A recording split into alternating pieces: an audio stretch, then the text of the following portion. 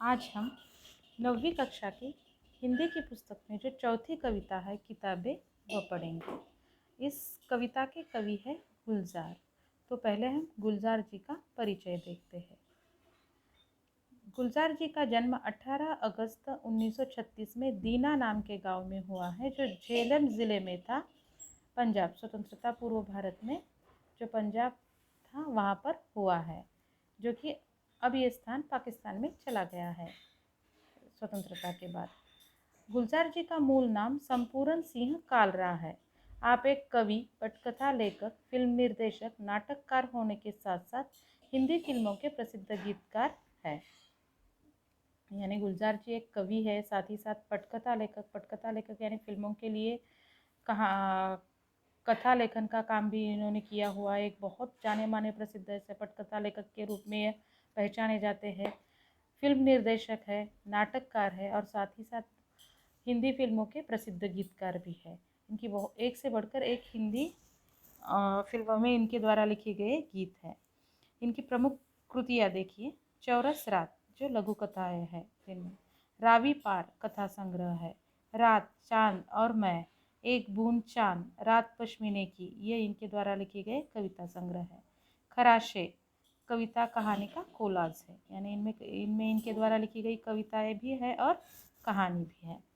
अब ये जो किताबें नाम की कविता इनकी है, तो ये किस विधा की है? ये नई कविता है। तो आधुनिक संवेदना के साथ परिवेश के संपूर्ण वैविध्य को नए शिल्प में अभिव्यक्त करने वाली काव्यधारा, उसे क्या कहा जाता है? नई कविता। यानी आधुनिक संवेदना के साथ, यानी नई कविता में नए नए विषयों पर क्या की गई? कविताएं लिखी गई, कवियों ने कविताएं लिखी। और जो परिवेश होता है आसपास, उसमें जो वैविध्य होता है, उसे एक नए तरीके से नए शिल्प में अभिव्यक्त करने वाली जो काव्य धारा है या जो काव्य है, उसे क्या कहा जाता है? नई कविता कहा जाता है। प्रस्तुत कविता में गुलजार जी ने पुस्तकें पढ़ने का सुख, कंप्यूटर के कारण पुस्तकों के प्रति अरुचि, पुस्तकों और मनुष्य के बीच बढ़ती दूरी और उससे उत्पन्न दर्द को बड़े ही मार्मिक ढंग से प्रस्तुत किया है। कविता का शीर्षक ही क्या है? किताबें। अब इस किताबें नाम के कविता में कवि ने क्या किया है कि क्या बताया है? पुस्तकें पढ़ने का सुख कुछ अलग ही होता है, पर ये जो पुस्तक पढ़ने का सुख है, ये हमसे आज क्या होता जा रहा है? दूर होता जा रहा है। इसका प्रमुख कारण क्या है? कंप्यूटर। कंप्यूटर के कारण क्या हो रहा है? बच्चों के मन में या लोगों के मन में, सिर्फ बच्चों के ही नहीं, सभी के मन में क्या हो रहा है? पुस्तकों के प्रति अरुचि निर्माण हो रही है।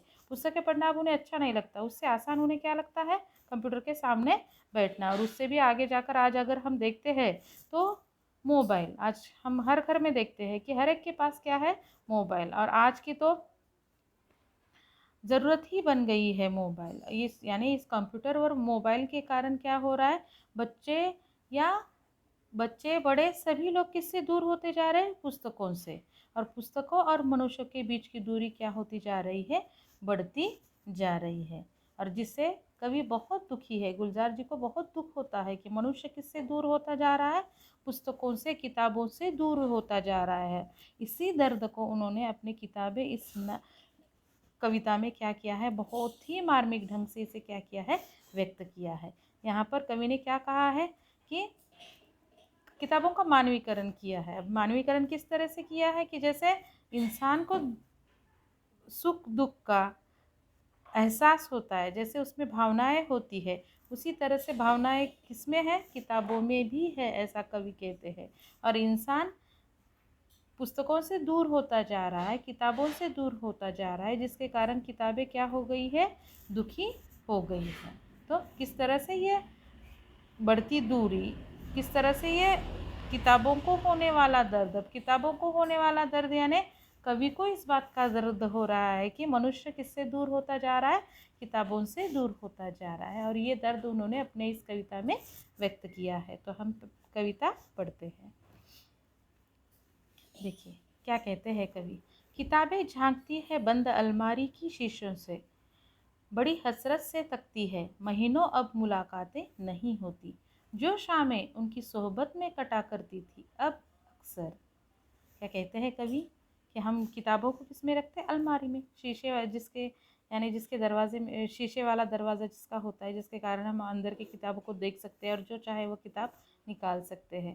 पर आज क्या हुआ है, किताबें अलमारी में ही बंद हो गई है। इंसान उस अलमारी की ओर जाता ही नहीं है, किताबें निकालता ही नहीं है और पढ़ता ही नहीं है। और वह किताबें क्या करती है, झांकना यानी देखना, झांकना यानी देखना, अलमारी यानी जिसे हम मराठी में कपाट कहते हैं, इंग्लिश अलमीरा शब्द है, इंग्लिश उसी को क्या अलमारी शब्द हम कहते हैं। तो किताबें क्या कर रही है, अलमारी के अंदर से क्या कर रही है, देख रही है शीशे में से बाहर की ओर। कैसे देख रही है, बड़ी हसरत से तकती है, तकना यानी देखना, हसरत यानी इच्छा। वो बड़ी इच्छा से, वो बड़ी आशा से, उम्मीद से देख रही है कि क्यों, उसे क्या उम्मीद है, उसे कि कोई आएगा, हमें निकालेगा और क्या करेगा, हमें पढ़ेगा। ये हसरत उसके मन में है कि कोई आकर हमें ले, छुए, हमें पढ़े, ये इच्छा उसके मन में है। महीनों अब मुलाकातें नहीं होती, पर क्या कहते हैं कवि कि महीनों अब इन किताबों को अलमारी में से कोई नहीं निकालता, नहीं पढ़ता। इसलिए कवि क्या कहते हैं, महीनों अब मुलाकातें नहीं होती, जो शामें उनकी सोहबत में कटा करती थी अब अक्सर, है ना। पहले जब ये कंप्यूटर नहीं थी या ये नई टेक्नोलॉजी इतनी टेक्नोलॉजी की इतनी क्रांति नहीं हुई थी, तब लोगों का मनोरंजन का साधन क्या था, किताबें थी। मनोरंजन भी मिलता है और ज्ञान भी बढ़ता है। इसलिए शाम को हम अक्सर शाम को रात को क्या करते थे, किताबें पढ़ते थे। इंसान किताब पढ़ता था, है ना, मनुष्य उसकी आदत थी। इसीलिए कवि क्या कहते हैं, जो शामें उनकी सोहबत में कटा करती थी, यानी शाम को किताब लेकर बैठना, उसे पढ़ना, उससे आनंद लेना, या उसके सोहबत में यानी साथ संगत में। तो जो शामें उनकी सोहबत में यानी किताबों को की सोहबत में कटा करती थी अब अक्सर, अक्सर यानी अब वह ऐसे नहीं कटा करती। तो देखिए अब क्या होता है, गुजर जाती है कंप्यूटर के पर्दों पर, बड़ी बेचैन रहती है किताबें। यानी जो शामें किताबों के सोहबत में कटा करती थी, किताबों को पढ़ते हुए गुजर जाती थी, अब अक्सर ऐसा नहीं होता है। क्या होता है, ये शामें कैसे गुजरती है, तो कंप्यूटर के पर्दों पर। यानी अब मनुष्य इंसान क्या करता है, किसके सामने लोग बैठते हैं, कंप्यूटर के सामने बैठते हैं और सब कुछ किस पर देखते हैं, उस कंप्यूटर के पर्दे पर, उसके स्क्रीन पर देखते हैं। और इसके कारण कौन बेचैन हो गई है, कौन अस्वस्थ हो गई है, बेचैन यानी अस्वस्थ। तो कौन बेचैन हो गई है, किताबें। इस कारण क्या होता है, बड़ी बेचैन रहती है किताबें, क्योंकि उसे पढ़ने वाला ही अब क्या हो गया है, धीरे धीरे कम होता जा रहा है। महीनों उसे कोई हाथ नहीं लगा रहा है, जिसके कारण किताबें क्या हो गई है, बेचैन हो गई है। उन्हें अब नींद में चलने की आदत हो गई है। जो कदरें वो सुनाती थी कि जिनके सेल कभी मरते नहीं थे, वो कदरें अब नजर आती नहीं घर में, जो रिश्ते वो सुनाती थी, है ना। कवि क्या कहते हैं, अब उन्हें नींद में चलने की आदत हो गई है।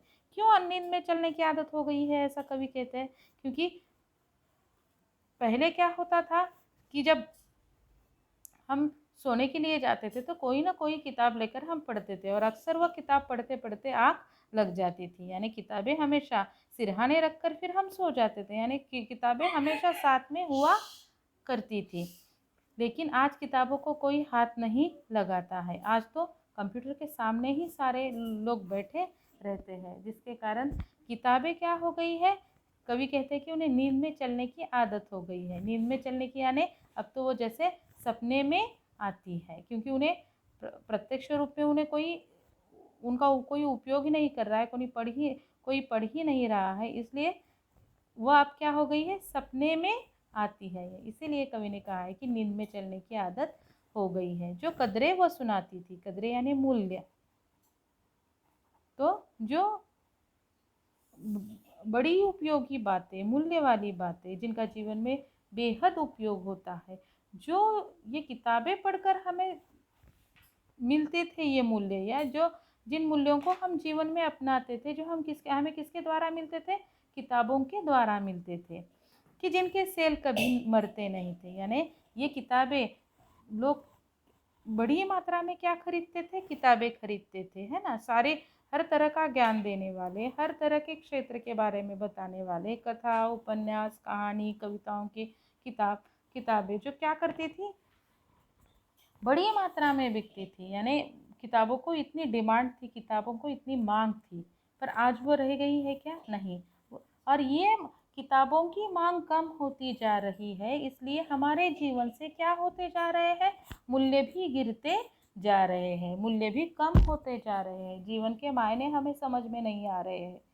रिश्ते जो होते हैं, रिश्तों का महत्व, रिश्तों को निभाना, रिश्तों का एहसास, इनसे हम दूर होते जा रहे हैं, जिसके कारण ज़्यादा से ज़्यादा इंसान क्या होता जा रहा है? प्रैक्टिकल होता जा रहा है। वो रिश्तों को निभाना नहीं समझता है ना, या वो रिश्तों की कद्र नहीं कर रहा है।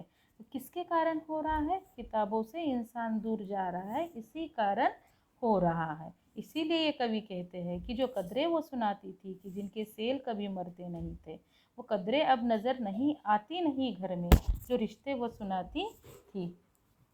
किताबों से दूर जा रहे हैं तो हम जीवन में बहुत कुछ खोते जा रहे हैं, पर इसका एहसास इंसान को नहीं हो रहा है। वो तो खोया हुआ है किसमें? नई आई हुई टेक्नोलॉजी में, कंप्यूटर में, मोबाइल में, वो खोया हुआ है, उसमें ही वह जैसे मस्त सा रहने लगा है। पर वो अपने हाथों से, उसके हाथों से, उसके जीवन से क्या छूटता जा रहा है, ये उसके समझ में नहीं आ रहा है, जिस कारण कवि क्या है? दुखी है। वह सारे उधड़े उधड़े है ना, उधड़े उधड़े है, यानी वो सारे। अब किताबें कैसी हो गई है? बेचैन हो गई है, जैसे वह उदास सी हो गई है, कि उनसे इंसान क्या होता जा रहा है? दूर होता जा रहा है, उनसे मनुष्य दूर होता जा रहा है। कोई सफ़ा, सफ़ा यानी पन्ना, कोई सफ़ा पलटता तो एक सिसकी निकलती है ना। कोई किताब उठाई और अगर हम उसके पन्ने पलटते हैं तो जैसे सिसकी यानी रोने की, धीरे धीरे रोने की आवाज़। यानी ये कौन रो रहा है? तो जैसे ये किताबें रो रही है, क्योंकि मनुष्य क्या, उसका इस्तेमाल करने वाला मनुष्य, उससे बहुत कुछ सीखने वाला मनुष्य, जीवन का अर्थ समझने वाला मनुष्य, उससे क्या होता जा रहा है? दूर होता जा रहा है, जिसके कारण उनसे एक सिसकी सी उनके मुंह से क्या हो रही? निकल रही है। पर ये कब समझ में आएगी? जब किताबों का महत्व समझ में आएगा तो ये सिसकी हम सुन सकते हैं, वरना किताबें उठाएंगे ही नहीं तो किताबों का महत्व हमें समझ में नहीं आएगा। तो इंसान जो किताबों से दूर होता जा रहा है, इसी कारण कवि क्या कह रहे हैं? वो सारे उधड़े उधड़े हैं। कोई सफ़ा पलटता तो एक सिसकी निकलती है, कई लफ्ज़ों के मानी गिर पड़े हैं। लफ्ज़ यानी शब्द और मानी यानी महत्व। शब्द तो बड़े बड़े इस्तेमाल करते हैं, पर जब तक उन शब्दों का सही अर्थ हमारे समझ में नहीं आता है और उस अर्थ के या उन शब्दों के अनुसार हमारा वर्तन नहीं होता है, तब तक उन लफ्ज़ों का हमारे जीवन में महत्व है ऐसा हम नहीं कह सकते। शब्द तो महत्वपूर्ण होते हैं, पर उनके अर्थ क्या हो गए हैं आज हमारे लिए समझ में ही नहीं आते। लफ्ज़ इस बड़े बड़े लफ्ज़ इस्तेमाल करना आसान होता है, पर उन शब्दों पर चलना मुश्किल होता है। आज तो बहुत सारे लफ्ज़ों के क्या हो गए हैं? मानी गिर पड़े हैं, यानी हमारे नज़रों में उनका महत्व क्या होता जा रहा है? कम होता जा रहा है। बिना पत्तों के सूखे टुंड लगते हैं वो सब अल्फाज, है ना। बड़े बड़े शब्द इस्तेमाल करना, बस करने के लिए बड़े बड़े शब्दों का इस्तेमाल करना और उन पर चलना नहीं या उन शब्दों को निभाना नहीं, तो ये शब्द कैसे लगते हैं? जैसे कोई पेड़ होता है पर उस पर एक भी पत्ता नहीं है या एक भी फूल नहीं है, तो वो कैसा है? उसे क्या कहा जाता है? टुंड, यानी बिना फूल पत्तों वाला जो पौधा पेड़ होता है। वह कैसा लगता है? उसकी तरफ देखना, कुछ नहीं होते हैं, बस उसमें थोड़ी सी टहनियाँ होती है, उसमें एक फूल नहीं होता है या पत्ते नहीं होते हैं। तो जिस तरह से वो निरर्थक होते हैं या निरुपयोगी होता है वह पेड़, तो वैसे ही ये शब्द होते हैं कि जिनका अर्थ हमें समझ में नहीं आ रहा है, जिन शब्दों को हम निभाते नहीं है, जिन शब्दों पर हम चलते नहीं हैं, तो ये शब्द किसके जैसे है? बिना पत्तों के सूखे सूखे हुए टुंड के जैसे ये अल्फाज है। यानी उसका कोई अर्थ ही नहीं है जब तक हम उस पर चलते नहीं हैं या उस पर अमल नहीं करते हैं, जिन पर अब कोई मानी नहीं उगते। मानी यानी अब यहाँ पर लफ्ज़ जो हम पढ़ते हैं, सुनते हैं या बोलते हैं, उन पर अगर हम चलते हैं तो उन शब्दों का अर्थ है, वरना बड़े बड़े शब्द इस्तेमाल करते हैं और हमारा वाणी कुछ होती है और वर्तन अलग होता है, तो इन शब्दों के कोई मायने हमारे जीवन में फिर हम खुद ही नहीं रखते हैं। जुबां पर जो जायका आता था जो सफ़ा पलटने का, अब उंगली क्लिक करने से बस झपकी गुजरती है, बहुत कुछ तह बतह खुलता चला जाता है पर्दे पर, किताबों से जो जाती राब्ता था कट गया है ना। जब किताबें हम लेते हैं और उसके पन्ने पलटते हैं तो बहुत बार हम क्या करते हैं, जुबान पर ऐसे अपने जीभ पर उंगली ये करते उंगली टिकाते हैं और फिर क्या करते जाते हैं, पन्ने पलटते जाते हैं। तो जो किताबें होती है उनका जो एक एक खुशबू होती है, उनका जो जायका यानी स्वाद, सफ़ा यानी पन्ना, तो जुबा यानी हमारी जुबान। तो हम जब जुबान पर जब उंगली टेक कर हम वह क्या करते हैं, पन्ने पलटते हैं पढ़ते वक्त, तो एक किताबों का स्वाद जैसे हमारी जुबान पर लग जाता है। आपने अगर बच्चों अगर आपने देखा होगा तो जब भी नई किताबें आती है या स्कूल के शुरुआती दिनों में जब नई नई किताबें हम लाते हैं तो उन नई किताबों का या वो किताबें देखने का आनंद कुछ और ही होता है, और हम कितनी खुशी से उन किताबों के पन्ने पलटते हुए किताब में क्या क्या है ये देखते हैं। तो किताबों को पढ़ने का एक अपना अलग ही मज़ा होता है, और पलट किताबों के पन्ने पलटते वक्त जो हम जुबान पर बार बार जो उंगली रखते जाते हैं जिसके कारण किताब का एक अलग सा स्वाद हमारे जुबान पर क्या होता है, आता है।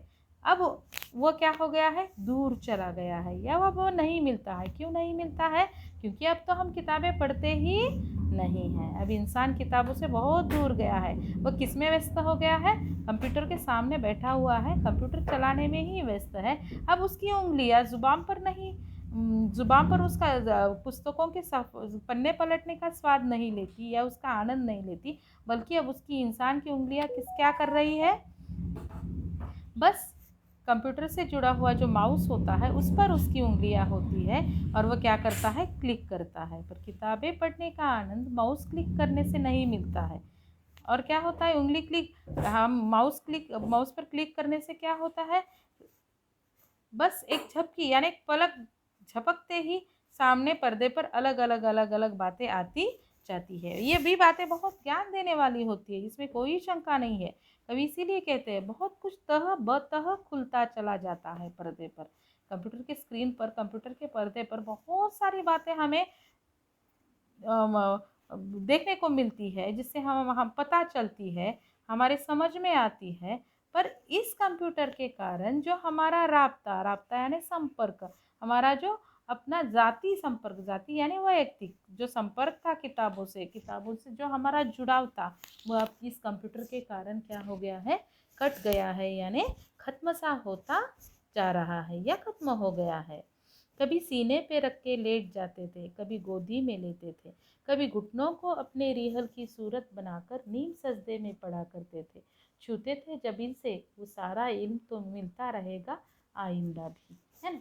किताबें पढ़ते पढ़ते थे कैसे, अक्सर क्या होता था, रात में सोते सोते या कभी दोपहर में लेटे हुए हैं किताबें पढ़ते थे, और पढ़ते पढ़ते नींद लग जाती थी तो किताबें सीने पर होती थी या सीने पर वैसे ही रखी जाती थी। कभी हम क्या करते थे, बैठकर गोदी में, माँ जैसे बच्चे को गोद में लेती है वैसे ही किताब को हम गोद में रखकर क्या करते थे, पढ़ते थे।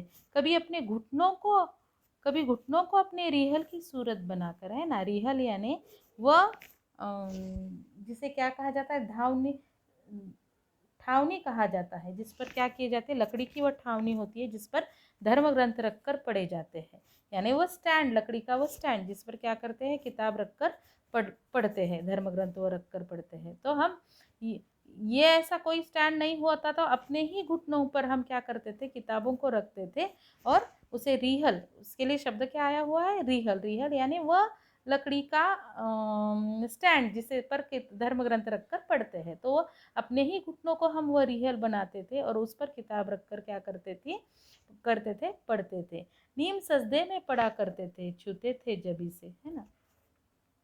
हम क्या करते थे, यानी ये किताबें हमारे लिए इनका इतना ज़्यादा महत्व था कि हम अपने माथे से इसे क्या करते थे, छूते थे, प्रणाम करते थे, यानी इतनी महत्वपूर्ण ये किताबें हमारे लिए थी। वह सारा इल्म यानी ज्ञान, जो किताबों से जो ज्ञान मिलता है ना, जिसके कारण किताबों का स्थान जीवन में बहुत ऊंचा है।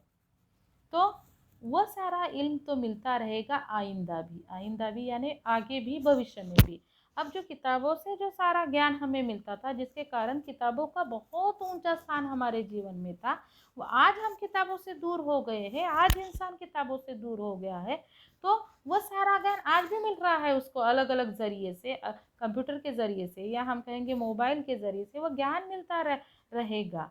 पर किताबें पढ़ने का जो आनंद होता है, किताबों के कारण जो इंसान की क्या होती है, इंसान का व्यक्तिगत विकास होता है, उसके जीवन का विकास होता है, दृष्टिकोण में परिवर्तन आता है।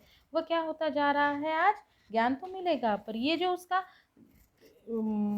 नज़रिया जो उसका विकसित होता है जीवन की ओर देखने का, या उसका व्यक्तित्व जो संपन्न होता है, वो उतना नहीं होगा, है ना। यानी कहा जाता है बच्चों कि सफलता का रास्ता हमेशा किससे होकर गुजरता है, तो सफलता का रास्ता हमेशा किताबों से होकर गुजरता है। किताबें तो हम मोबाइल पर भी पढ़ सकते हैं, क्योंकि ई लाइब्रेरी या ई बुक्स होती है, किताबें हम कंप्यूटर पर पढ़ते हैं, पर किताब हाथ में लेकर पढ़ने का जो आनंद होता है वह कंप्यूटर पर किताब पढ़ने से नहीं मिलता है।